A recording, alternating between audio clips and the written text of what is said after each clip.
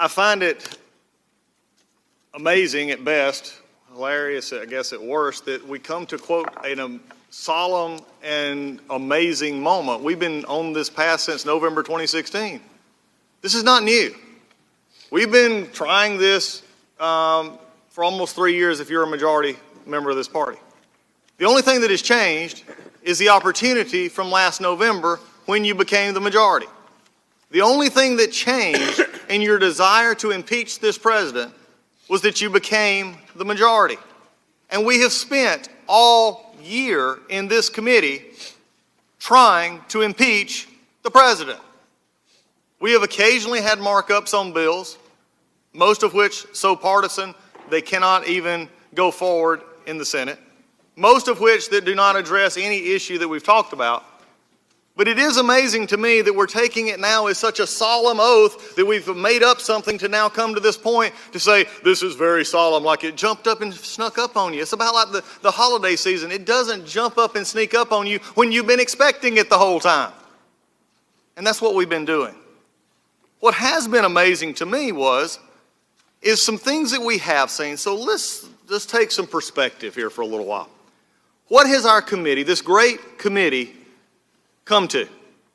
That's the question for us. Let's just take it for just a moment inside these impeachment hearings. This is our third. I'll count it into tomorrow for three.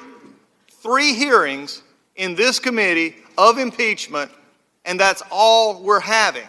What did we get out of those 3 hearings? We had a bunch of law professors, 3 of which who cannot stand the president, who cannot stand his voters, and cannot stand the fact that he's still in office, telling us why he should be impeached, and that inferences were okay to find impeachment.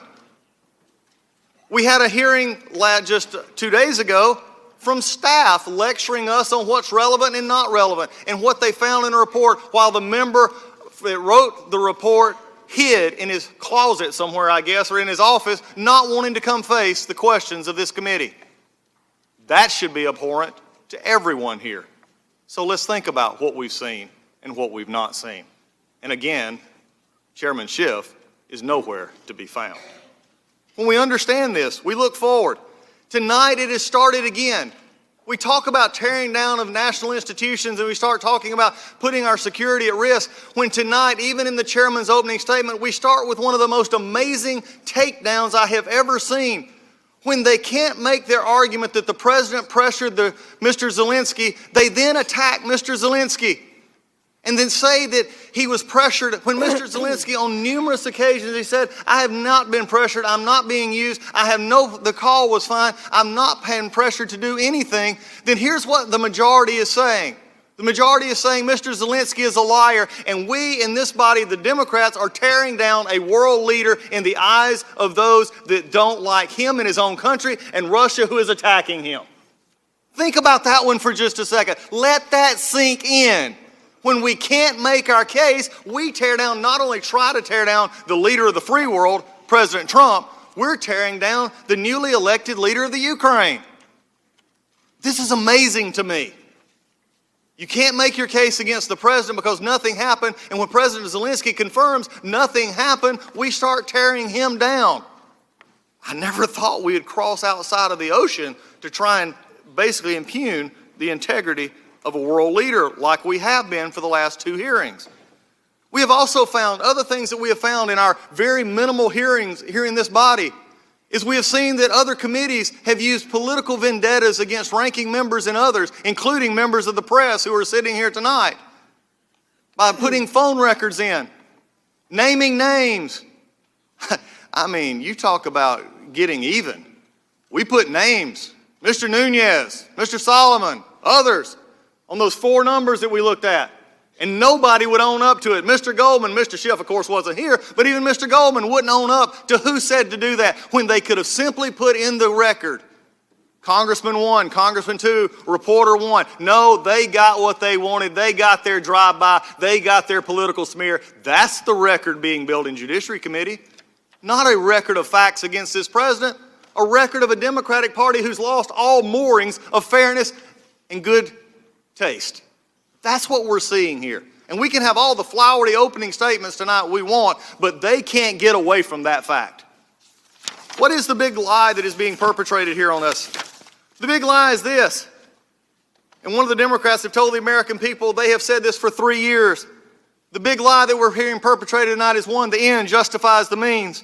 The lie is that the sham impeachment is okay because the threat is so real and so urgent and so imminent. The big lie is that political expediency is honorable and justifiable, and history has shown that to be untrue and dangerous.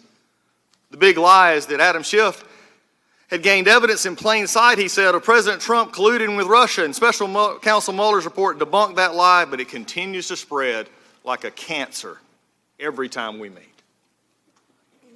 The big lie is that the evidence of the impeachment is overwhelming and uncontested. The facts are undisputed. The very fact that people in this committee dispute the facts make them disputed facts, not undisputed facts.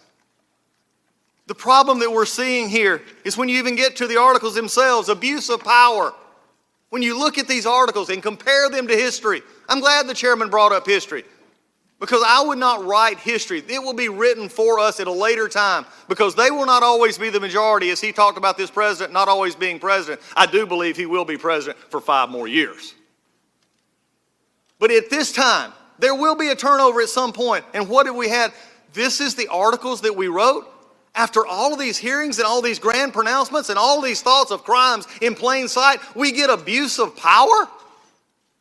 With no real dates on this is the abuse. It's just generic, vague statements. You know why I believe that is? It's because the Democrats can't come up with the argument for it. They don't have the who knew it and when they knew it. All they have is, well, here, members, we're going to give you abuse of power. You go home, pick something you don't like about the president. There's your abuse of power. This is as much about political expediency as it is anything else, and that should never be in articles of impeachment. And anybody to defend that is treading on very thin ice. And then obstruction of Congress.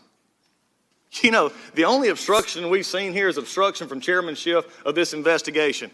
He did not turn over the documents as he was supposed to. We get those last Saturday in a massive document up after we've already had a hearing, after we had getting ready for another hearing in which we were supposed to lay out the report. And tonight, he sends a letter of classified information that has been classified over to us tonight. Don't think for a second, American public, that this majority wants you to find the truth. The obstruction has only occurred from Adam Schiff and the Hipsy and the majority, keeping people from actually trying to find the truth. That's the only obstruction here. So why don't we just have that as an obstruction charge? But it would be against Adam Schiff and the majority, not the president.